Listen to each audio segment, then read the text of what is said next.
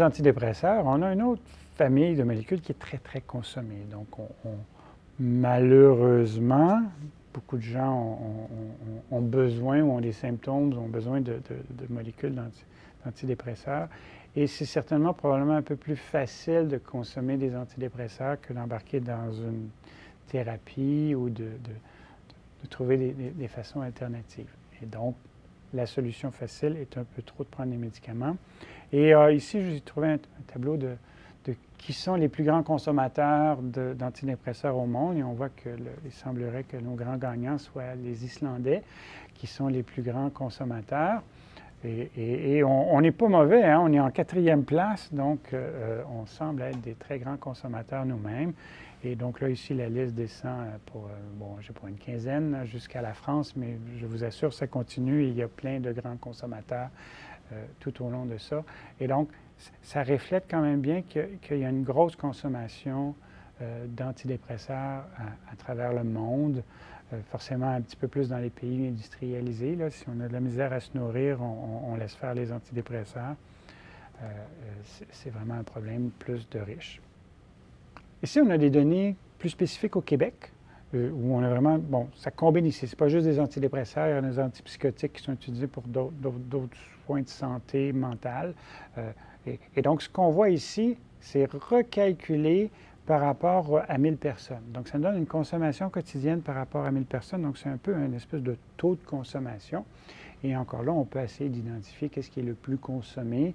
Et donc, ça nous donne une idée ou un aperçu de quelles devraient être nos cibles pour voir c'est quoi les antidépresseurs les plus consommés au Québec et qu'est-ce qu'on va essayer de mesurer pour voir qu'est-ce qui se ramasse dans nos eaux usées. Et on voit que si on s'amuse à distribuer ces comprimés-là à 1 par personne, on arrive à grosso modo 20 des gens qui consommeraient une forme d'antidépresseur ou d'antipsychotique. Et gardez en tête que les chiffres que nous, on avait recueillis ici, c'était des chiffres de ce qui est vendu en pharmacie. Donc, ce qui va exclure ce qui va être consommé dans le milieu institutionnel, donc dans un hôpital, un institut psychiatrique, des prisons, etc. Donc, il y en a un petit peu moins. Par contre, il y a des gens qui vont consommer plus qu'un comprimé par jour et donc là, il y a un petit peu, on en gagne d'un côté, on en perd de l'autre. Donc, probablement que grosso modo, le 20 à peu près de gens qui consomment une forme d'antidépresseur ou d'antipsychotique est un bon aperçu, ce qui est quand même très élevé. Ici, on a des données similaires à ce qu'on regardait sur les antibiotiques. Ici, on voit qu'il y a 3 couleurs. Il y a l'eau d'égout, donc le premier jaune-orangé, qui est vraiment l'eau d'égout qui arrive à la station d'épuration. Et en mauve, Bourgogne mauve, on a l'effluent. Donc on a, comme on avait pour les antibiotiques, un petit peu le ratio entre les deux, c'est qu'est-ce qui arrive à la station d'épuration. La station d'épuration fait son travail et le mauve, c'est ce qui est rejeté. En beige, on a une nouvelle donnée, on est allé dans le fleuve à 1,5 km. Et donc là, c'était de voir, une fois que ça arrive dans le fleuve, est-ce qu'on arrive encore à mesurer nos antidépresseurs? Et on voit que dans la majorité des cas, les concentrations sont plus faibles, mais on les voit.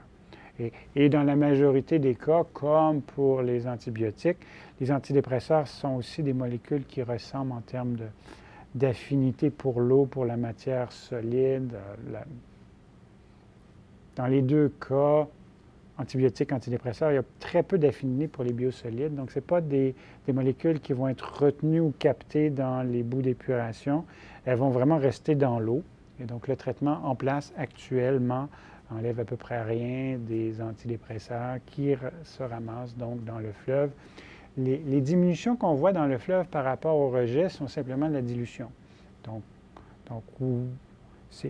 c'est vrai que le fleuve a un gros débit et va diluer la pollution, mais c'est faux de s'imaginer que parce que le fleuve a un débit énorme, il va être capable de tout diluer. Là, on commence à voir des traces et de la pollution. Donc, il faut se sortir de la tête que la dilution va régler le problème de la pollution. On est vraiment avec des soucis à ce niveau-là. Donc, on voit ici que la majorité des antidépresseurs qu'on a mesurés et des métabolites, là, certaines de ces molécules-là sont des métabolites, donc la formule transformée qui est rejetée dans le fleuve. Ensuite, ce qui est curieux ou ce qui était intéressant pour nous, c'est de voir, maintenant qu'on voit que les antidépresseurs se ramassent dans le fleuve, qu'est-ce que ça fait pour les poissons? Donc ici, on a illustré des truites arc-en-ciel, qui est un modèle animal qu'on aime beaucoup utiliser en termes d'impact. C'est facile de se procurer des truites.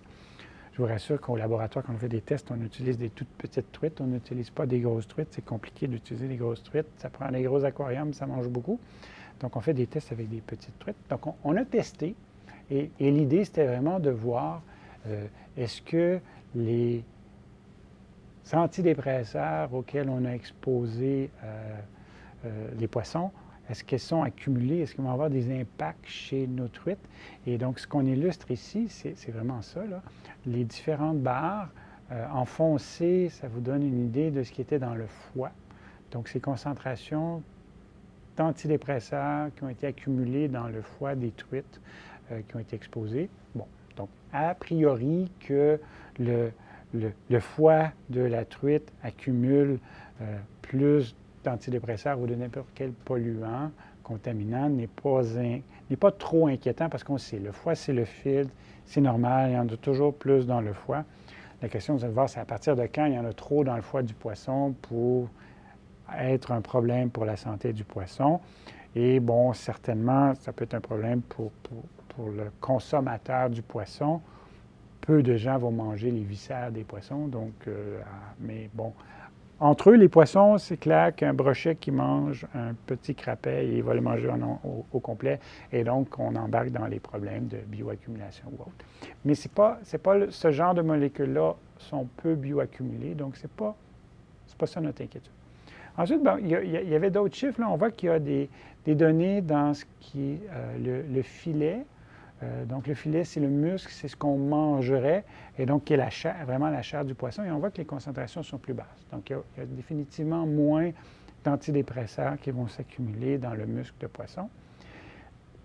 L'élément intriguant, c'est ce que vous voyez ici, c'est les barres intermédiaires dans le milieu, au niveau du graphique, qui sont l'accumulation dans le cerveau des truites. Donc là, ici, on est allé échantillonner le petit bout de cerveau de nos petites truites, donc c'est vraiment tout petit, et on a mesuré les résidus d'antidépresseurs qu'il y avait dans leur cerveau. Et là, on a pu voir qu'il y avait une bioaccumulation intermédiaire. C'est moins pire que dans le foie, mais c'est certainement plus élevé que dans le muscle. Et donc là, ça soulevait tout un paquet de questions et d'inquiétudes, parce qu'on a des molécules qui sont reconnues avoir un impact sur le cerveau. C'est pour ça que les gens en prennent, parce que c'est des inhibiteurs de recapture de sérotonine. Donc, ça a un impact vraiment dans les cellules du cerveau chez l'humain. Et on peut présumer qu'il y a un impact similaire ou un peu différent, mais on peut présumer qu'il va avoir un impact dans le cerveau des truites.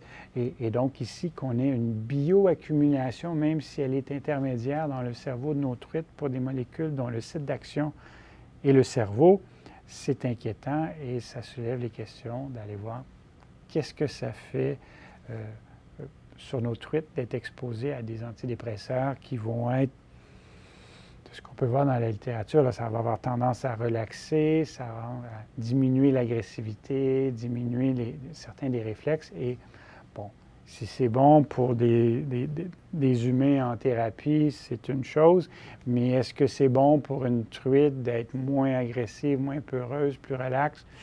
Dans un monde où les plus petits poissons se font manger par les plus gros, c'est moins intéressant. Et on sait aussi dans la littérature que les antidépresseurs ont souvent des effets sur la libido, à tout le moins chez les humains. Et on soupçonne que dans certains cas, ça pourrait avoir aussi les mêmes effets chez les poissons. Donc, si les mâles sont moins intéressés de développer leur nid et de s'intéresser aux femelles, ça pourrait aussi diminuer le nombre de poissons qui vont suivre. Donc, il y a toutes sortes d'impacts et d'effets un peu inhabituels ou inattendus qui pourraient découler de tout ça.